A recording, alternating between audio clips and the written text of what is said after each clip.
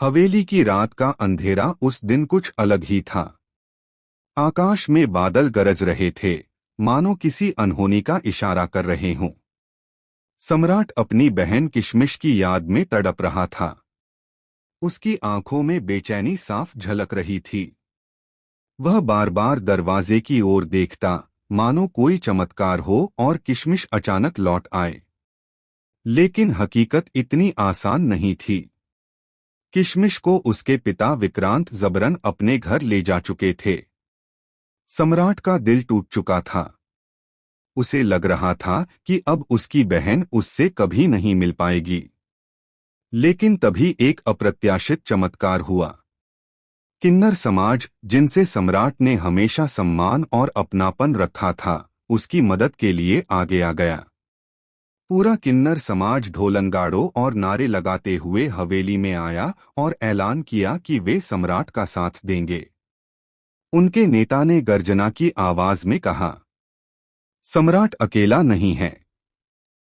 किशमिश को उसके हक का घर और उसका भाई वापस मिलेगा, चाहे इसके लिए हमें किसी की भी ताकत से टकराना पड़े। यह सुनकर सम्राट की आंखों से आंसू छलक पड़े। पहली बार उसे लगा कि उसकी लड़ाई में वह अकेला नहीं है। लेकिन असली चुनौती विक्रांत का घर था। विक्रांत कोई आम इंसान नहीं, बल्कि गांव के सबसे ताकतवर और चालाक आदमी के रूप में जाना जाता था। और सबसे बड़ी समस्या थी भंवरी देवी। भंवरी देवी, यह नाम सुनते ही गांव वालों की रूह कांप जाती थी।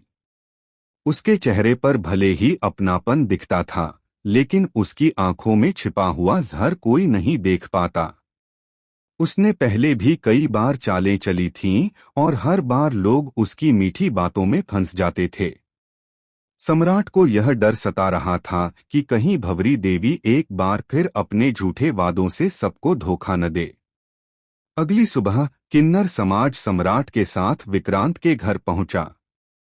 पूरा मोहल्ला इस नज़ारे को देखने के लिए इकट्ठा हो गया। विक्रांत का हवेली जैसा घर उस पल किसी युद्धभूमि जैसा लग रहा था। दरवाजे पर सैकड़ों लोग खड़े थे। ढोल की आवाज से वातावरण गूंज रहा था। विक्रांत गुस्से में बाहर आया और गरजते हुए बोला, यहाँ कोई भी किशमिश को ले जाने नहीं आएगा। वह मेरी बेटी है और वही मेरे घर में रहेगी।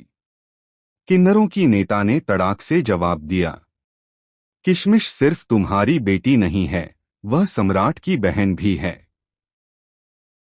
खून के रिश्ते को तुम चाहे जितना भी कैद कर लो, सच हमेशा बाहर निकलकर आता है।